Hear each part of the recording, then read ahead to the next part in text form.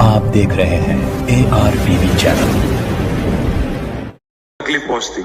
असद भाई इतना अच्छा बैटिंग कर दिए, मैं ज्यादा बोलने के लिए मेरे पास है नहीं, बट एक बात जरूर कहूंगा। असद भाई कल आए थे एक बड़े शख्स यहाँ पे तेलंगाना में, और मैं भी सियासी आदमी हूँ, सियासत तो थोड़ा बोलूंगा। आए थे एक बहुत बड़े शख्स, बहुत बड़े हस्ती, बोल दिए कि BRS की स्टीयरिंग असद भाई के हाथ में है। मैं आप सबसे कहना चाहता हूं, उनसे भी कहना चाहता हूं, BRS की स्टीयरिंग जो है KCR साहब के हाथों में महफूज है, वहां पे कोई तकलीफ नहीं है। MIM की स्टीयरिंग और पूरी तरह से हैदराबाद पार्लियामेंट की स्टीयरिंग असद भाई के हाथ में महफूज है। पर मसला इस बात का है कि जो बीजेपी का जो स्टीयरिंग है वो अदानी के हाथ में चले गया, प्रधानी के हाथ में है नहीं। अभी अदानी साहब चला रहे हैं बीजेपी को और NDA को, प्रधानी साहब बिल्कुल छोड़ दिए उसको।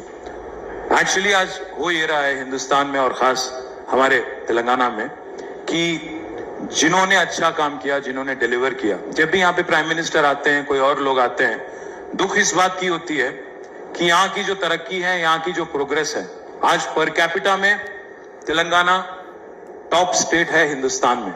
28 स्टेट में से we are the top most state in India on per capita income, 3,17,000 rupees. मैं प्राइम मिनिस्टर से पूछना चाहता हूं, आप एक ऐसी राज्य बता दीजिए बीजेपी का या कांग्रेस का जिन्होंने इतना तरक्की इतना जल्दी हासिल किया। ज्यादा नहीं बोलूंगा, बट ये बात पक्का कहूंगा कि असद भाई ने जो दिल से बात कही कि इससे पहले कभी का एक बार ताने सुनने को मिलते थे कि यहाँ पे क्यों नहीं काम होता, क्यों नहीं IT टावर बनते। मैं आज आपसे वादा करता हूं असद भाई, इसको 36 महीनों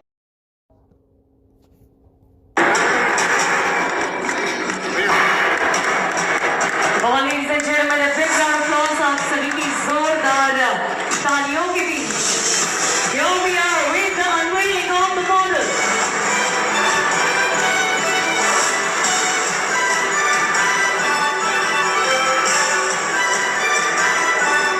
जो दिल से बात कही कि इससे पहले कभी का एक बार ताने सुनने को मिलते थे कि यहाँ पे क्यों नहीं काम होता, क्यों नहीं IT टावर बनते। मैं आज आपसे वादा करता हूँ असद भाई, इसको 36 महीनों में 36 मंथ्स में कंप्लीट करेंगे, आपको हैंड ओवर कर देंगे। साथ ही साथ मोहम्मद अली ने कहा कि बलाला साहब के सदारत में एक डेलीगेशन चले जाए। मैं तो कहता हूं हम और असद भाई भी चलेंगे, US चलेंगे, मिडिल ईस्ट चलेंगे, जहां आप चलने को कहोगे वहां चलेंगे। और मैं बात जरूर करूंगा कुछ बड़े कंपनीज का भी, माइक्रोसॉफ्ट हो, डेलॉयट हो, अमेजॉन हो, अडोबी हो, इनसे मैं भी जरूर बात करूंगा पर्सनली।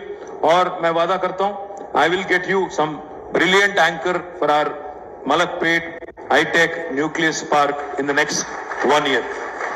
मैं विश्वास रखता हूं, इस बात का यकीन है मुझे कि चुन के तो वापस हम ही आएंगे। मुझे कोई इसमें कोई सेकंड ओपिनियन है ही नहीं, क्योंकि हमने काम किया, हमने पिछले 9 साल में काम किया, अमन को बरकरार रखा।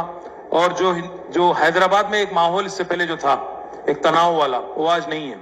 आप एक बार सोचिएगा, कभी एक टाइम होता था हैदराबाद में गणेश चतुर्थी आया, रामनवमी आया, या कोई मिलाद या कोई और इवेंट आया, तो कहीं ना कहीं एक कर्फ्यू लगाने वाली एक माहौल, एक अनरेस्ट पैदा होता था। मैं यही हैदराबाद में ग्रामर स्कूल से मैंने पढ़ा, तो मुझे बहुत अच्छी तरह से याद है 20-25 साल पहले हर साल 7 दिन से लेकर 10 दिन तक छुट्टियां मिलती थी।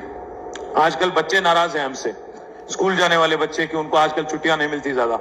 पर खुश इस बात से हम हैं कि आज Hyderabad has become a shining example for the rest of the country. आज बाकी हिंदुस्तान आप देखिए, मॉब लिंचिंग कहीं सुनने को मिलते हैं, कहीं और जगह कहीं और सुनने को मिलता है। तेलंगाना में कहीं भी पिछले 9 साल में एक भी ऐसा इंसिडेंट अगर कहीं हुआ, मैं पूछना चाहता हूं प्राइम मिनिस्टर से, मैं पूछना चाहता हूं राहुल गांधी जी से, आज तेलंगाना में ऐसी कोई माहौल है जहां एक दूसरे को आज मजहब के नाम पे लिंचिंग या मजहब के नाम पे आज डिस्क्रिमिनेशन दिखाया जाता है? ऐसी कोई माहौल है यहाँ पे? आज हम लोग मिलजुल के, यहाँ पे गणेश चतुर्थी की गणेश इमर्शन की टाइम आई थी, तो हमारे मुसलमान भाइयों ने हैदराबाद में मिलाद का जो उनका प्रोसेशन है उसको उन्होंने पोस्टपोन किया और फैसिलिटेट किया गणेश इमर्शन का। ये है हैदराबाद की गंगा जमुना तहजीब। ये मिसाल जो आज तेलंगाना पूरी हिंदुस्तान को दिखा रही है, इसको और आगे ले जाना है, इसको और तेज, जैसा असद भाई ने कहा, तरक्की को भी आगे ले जाना है। मैं बलाला साहब का भी शुक्रिया अदा करता हूं। मलाला साहब तो एकदम हाथ धो के पीछे पड़ गए हमारे कि आपको करना ही करना है और जल्द ही करना है। मुबारकबाद मलाला साहब, मैं उम्मीद करता हूं कि आप, मोहम्मद अली और बाकी हमारे साथी, हमारे TSIC के MD साहब जल्द से जल्द इसका प्रोग्राम का शुरुआत करेंगे और 36 महीनों में, जैसा मैंने कहा, अकॉर्डिंग टू कॉन्ट्रैक्ट ये मुकम्मल भी होगा। इसका पूरा प्रोजेक्ट का अगर एक बार आपको मैं डिटेल दे दूं, 11 एकड़ में, करीब 11 एकड़ में प्रोजेक्ट बन रहा है। इसमें 1.5 मिलियन स्क्वायर फुट का यहाँ पे बिल्डिंग बनेंगी, ऑलमोस्ट 15 लाख स्क्वायर फीट, जिसमें 5.5 लाख तक आपको IT स्पेस होगा, बाकी नॉन IT होगा। तो इसमें अल्टीमेटली हम उम्मीद करते हैं 20 से लेकर 25,000 बच्चों को यहाँ पे रोजगार मिलेगा IT में। और मैं एक और वादा भी कर रहा हूँ, आपने पूछा नहीं फिर भी कर रहा हूँ, यहाँ पे आगे अगर आप देखेंगे L&T का जगह है, उससे आगे आपका मेट्रो का स्टेशन भी ज्यादा दूर नहीं है। जैसा हमने हाईटेक सिटी में बनाया, मेट्रो से लेके IT पार्क तक एक स्काई वॉक भी वहां पे बनाया, यहाँ पे भी जरूर बनाएंगे। और बच्चों को आने जाने में भी आपको बाई रोड आने की जरूरत नहीं है, आप मेट्रो में आ सकते हैं। और मैं असद भाई से भी वादा करता हूं और ओल्ड सिटी के हमारे भाइयों से भी वादा करता हूं, आज जो आप देख रहे हैं ये ट्रेलर है, पिक्चर अभी बाकी है और काम बाकी है। मूसी का भी काम करना है, मूसी ब्यूटिफिकेशन करना है, साथ ही साथ एक एक्सप्रेसवे बनाना है। वेस्टर्न पार्ट ऑफ ORR से लेके ईस्टर्न पार्ट ऑफ ORR तक 55 किलोमीटर का एक शानदार एक्सप्रेसवे बनाएंगे, अगली टर्म में आप देखेंगे। साथ ही साथ 415 किलोमीटर की मेट्रो बनाने की बात हो रही है हमारी ओल्ड सिटी मेट्रो के साथ साथ। बाकी आज हम ले जाना चाहते हैं मेट्रो करीब पेद्दंबरपेट तक, मलकपेट से आगे होते हुए पूरी तरह से दिलसुख नगर से होते हुए, हयात नगर से होते हुए सीधा जाएंगे पेद्दंबरपेट, और हर तरफ हैदराबाद में मेट्रो कनेक्टिविटी इंप्रूव करने की कोशिश अगले टर्म में जरूर करेंगे। पिछले 2 टर्म में हमने काम किया था, बिजली की सहूलत बेहतर करने के लिए हमने काम किया। जो 7,000 मेगावाट की बिजली थी कैपेसिटी इंस्टॉल्ड, उसको हमने करीब 24,000 मेगावाट तक पूरी तरह से हमने इन्वेस्ट करके 24,000 मेगावाट का एक्सपेंशन हमने किया। साथ ही साथ पानी का सहूलत, पीने की पानी हो या इरिगेशन, खेती के लिए जो चाहिए पानी, उसमें हमने ज्यादा फोकस किया। इसीलिए आज Telangana has become the granary of India. आज राइस प्रोडक्शन में, पैडी प्रोडक्शन में हम लोग पंजाब और हरियाणा को पीछे छोड़ दिए, नंबर 1 स्पॉट पे चले गए। हम गए थे उनके पास, पीयूष गोयल जी के पास, कि भाई आप राइस खरीदो, तो उनको समझ नहीं आया। उनको हमने कहा कि 2014 में यहां से करीब 70 लाख मेट्रिक टन का पैडी निकलता था, आज 3.5 करोड़ टन का मेट्रिक टन का पैडी निकल रहा है। उनको समझ नहीं आया।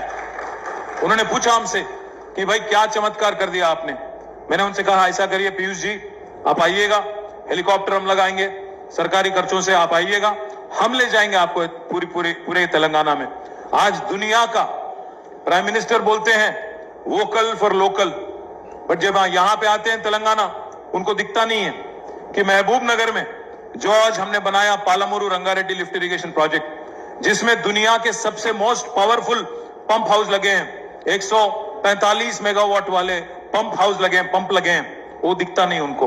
दुनिया का सबसे बड़ा लिफ्ट इरिगेशन प्रोजेक्ट आज हिंदुस्तान में है और तेलंगाना में है, जिसका नाम है कालेश्वरम लिफ्ट इरिगेशन प्रोजेक्ट, जिसमें मोदी साहब ने कुछ नहीं दिया, एक अंडा दिया हमें, जीरो, बिग जीरो।